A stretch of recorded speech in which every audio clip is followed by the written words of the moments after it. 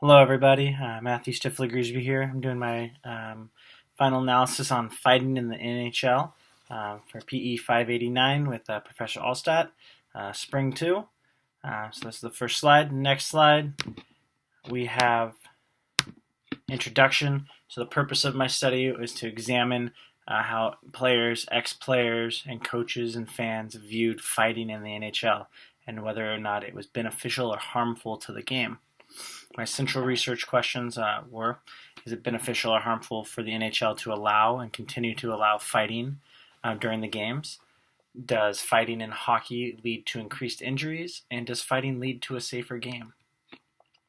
For my faith, values, and beliefs, as a Christian, I've grown up believing in just the idea of trying to prevent fighting as much as possible and to turn the other cheek, as Jesus talks about, and trying to prevent harm and not cause harm.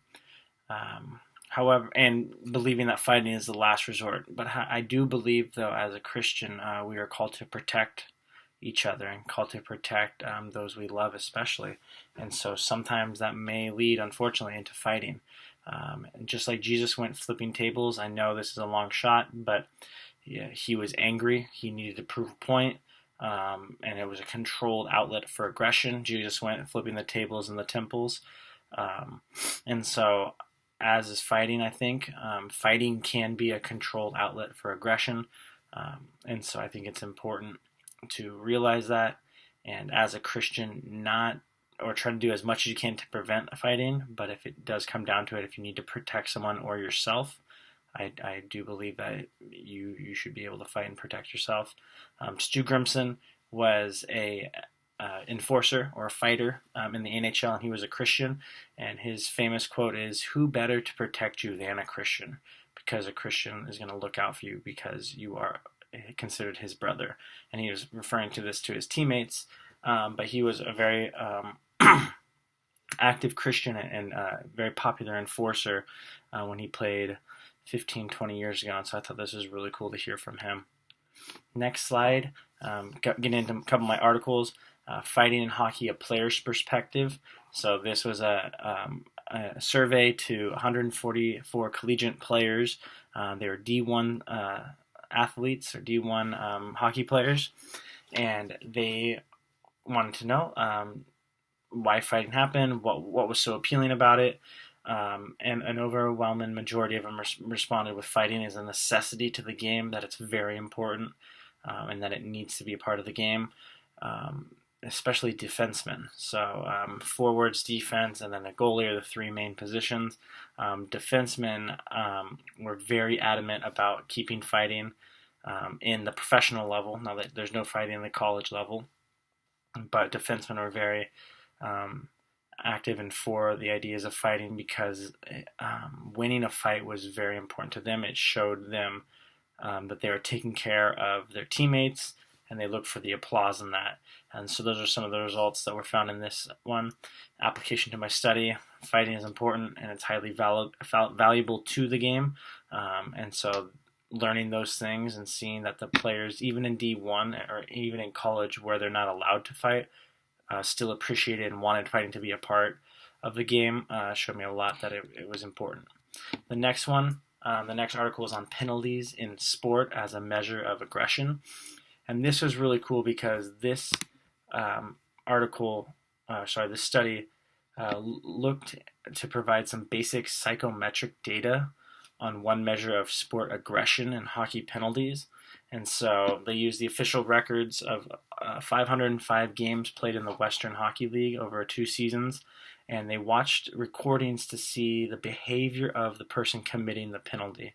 And so they looked at the 19 aggressive penalties 19 penalties that they deemed aggressive, and watched how the player took part in the act of drawing the penalty. Some of the results they stated was fighting made up 13% of all penalties that season. Penalties that were involved, penalties of the instigator or caused by the instigator, he was doing it solely to inflict harm, and it's definitely an act of aggression. The projected test and research showed that when a player fought, he would receive a lot of applause from team and fans, and so this encouraged him and supported him. And what I like the most about the authors from this one is they stated that the subculture of hockey is so supportive of this aggressive act, especially fighting, that it's hard to conduct any other investigation from another subset on how the psychology of a person is affected by aggression. I thought that was really important. And so this shows that fighters receive a lot of endorsement from team and fans, and that it's encouraged in the game. And it's loved by both fans and players. So this was important to my research. Going to the next slide, it's the results of 1,300 consecutive NHL fights and Fist of Fury with minimal injuries. And this was important because the authors analyzed evidence of every fight in both preseason and preseason during the 2010 and 2011 regular seasons. So the researcher took into account injury results from every fight and the outcomes of medical inventions and following the fight. And so this was cool because not only did he watch the fights on film and they were able to analyze it, they also looked at medical records both from team and hospitals on the injuries that were caused from the fights. So this was great. The results revealed that there were only 17 injuries out of 710 listed fights in the 2010 and 2011 seasons, which show that there's a 1.2% of a player in a fight getting injured. They concluded that the brutality of fighting is clearly overrated in short and long-term injuries. There is a clearly recognizable benefit from fighting on the ice compared to fighting on land. That was the other thing that they had looked at was because hockey players are on ice, they don't have as much balance and they can't generate as much energy or force when fighting and throwing a punch, whereas if you were on land and on ground. And so because of that, the hits that do land from punches don't cause enough impact to really hurt or injure players, and that's why there was only 17 injuries out of 710 fights. And so this is important to my study because injuries in the NHL most often occur from regular play and not from fighting, and so people shouldn't be worried about fighting causing injuries. Going to my next slide, the methodologies. I used both quantitative and qualitative study. I had surveys along with questions. I had questions that revolved around demographics, a Likert scale, and then I ended the survey with open-ended questions.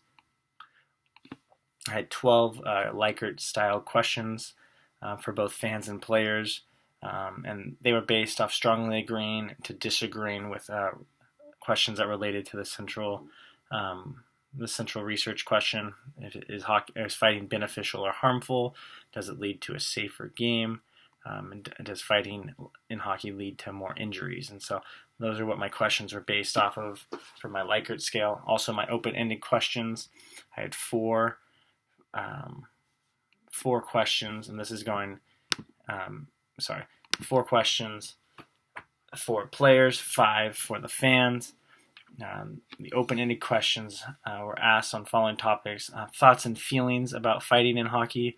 To the players, I asked if there's a code or standard in fighting as players, and if to both, I asked if they appreciate fighting in hockey and if they wanted to see more of it. To the players, I also asked if they had experienced fighting, and 7 of the 10 players I had either interviewed or had conducted a survey had said that they had been in a fight. And so I gathered a lot of evidence, was able to hear a lot of stories that were based on firsthand accounts. This leads me into my results. First off, demographically, 49 of the 50 people I that I had surveyed were white or Caucasian descent. 58% of them grew up in a suburban environment, and 88% of them stated they were a middle-class participant. So that was just a little demographics. But to the investigation of the perceived benefits of fighting, I had asked 3 Likert scale questions that revolved around that.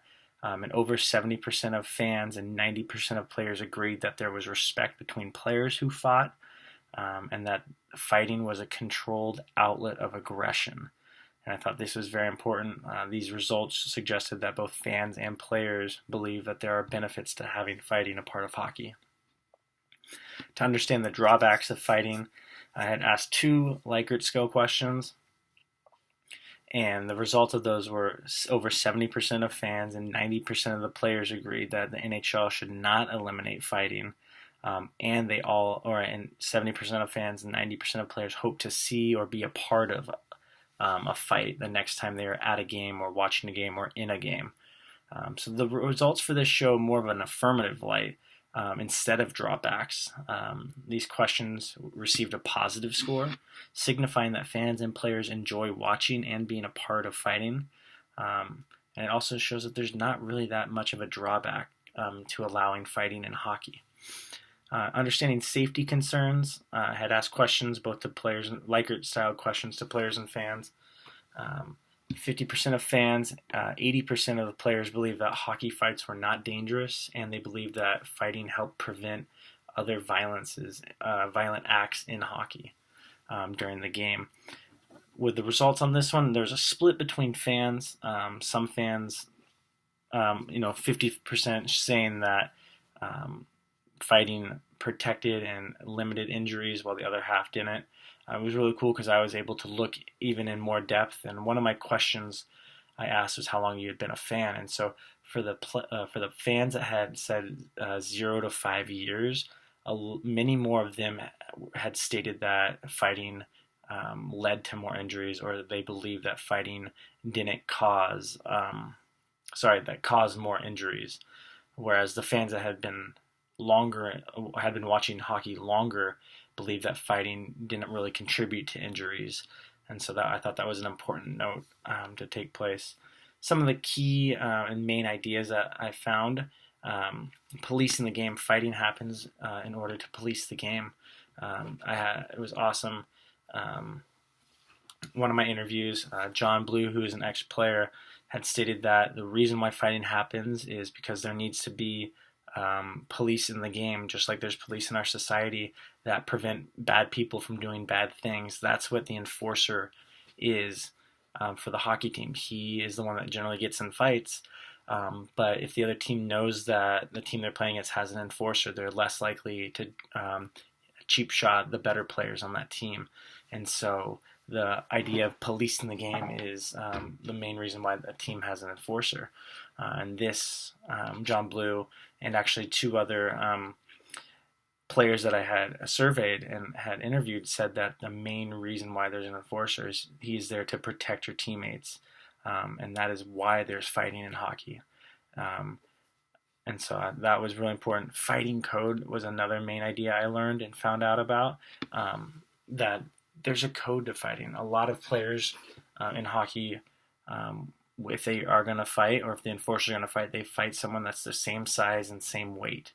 There are only 2 people allowed to fight. There's not allowed to be a third party intervening, and so there's some fairness. There's some size up qualities.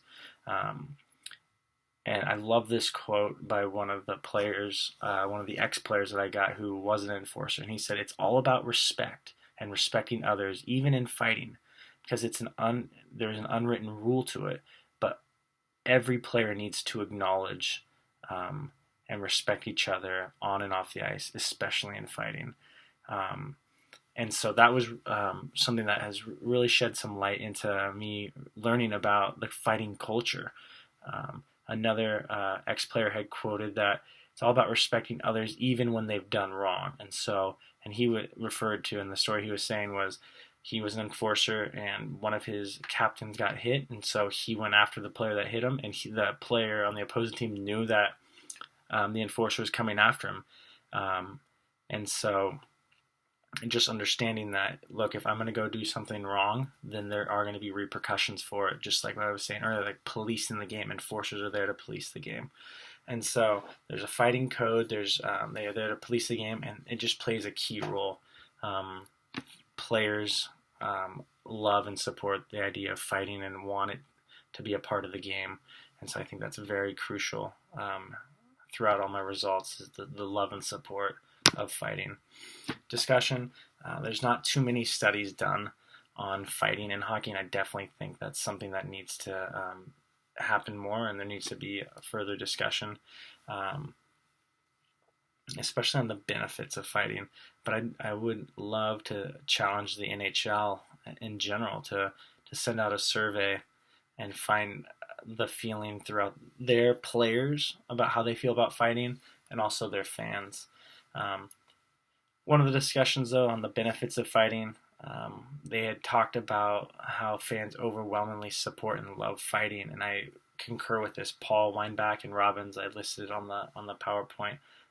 They did a survey in 2013 on hockey fans, and they stated that that players and fans loved it, and they wanted fighting to stay a part of hockey, and that's what I found from my research as well. For the drawbacks and safety, an individual, he had stated that fighting needs to be getting rid of because of the safety concerns, and he said that repeated head trauma can cause severe progressive brain damage.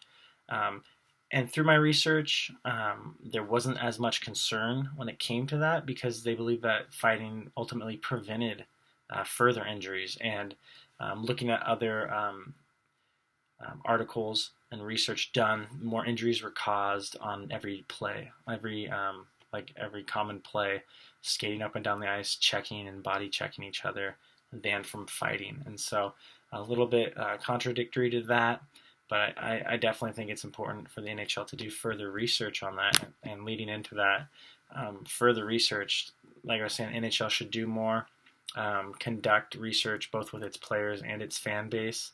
One of the things, the drawbacks from my research is I researched most people from Southern California, where actually hockey is not as important and not as a popular sport compared to around the United States or even Canada. And so if the NHL conducted this survey, I think they'd be able to find further information and more information from those that are diehard hockey fans. What I learned, and what I would love to recommend to PE teachers and coaches, is educate your students, educate your players, especially if they're young players. And this is an implication as well, is young players don't focus on fighting. You don't need to do that. It's not a part of the game. It is a penalty. In some leagues you get tossed from it, depending on your age. But fighting in the lower ranks is not allowed, and so perfect your game. Players can learn to stick handle, to pass, to skate, to shoot and score. Work on those and work on developing your game in that aspect of it. Don't worry about fighting. Implications as well, like I was saying, educating the young. Also educate the pros. Share with the professionals that, there's looking at X research or past research shows that there's not as much injuries that are caused from fighting, and it's actually from just the play itself. And so if they're concerned about injuries, then look at the game as a whole and not just fighting. And I think this is important to educate adults as well, especially those that are trying to get rid of fighting and argue that fighting is bad. Is most of the injuries do not come from fighting. That one study said only 13% of injuries were from fighting. 17 of 170 or 710 fights were from injuries. So injuries do not come from fighting as much as people think. It might look violent, it might look negative, but the actual results from it are not, because they are policing the game. They're getting rid of cheap shots and limiting the cheap shots, which actually makes the game safer. And so that was something really cool that I learned throughout the interviews and the surveys, is how vital and important fighting is to the NHL, especially to the hockey players. And in the niche of the fans, right? There's such a small, especially here in Southern California, niche of hockey fans here, but they love fighting and they adore it. And they want to see it here to stay. So, alrighty guys, thank you so much for listening in. I hope you have a wonderful evening. We are almost done. Stay strong.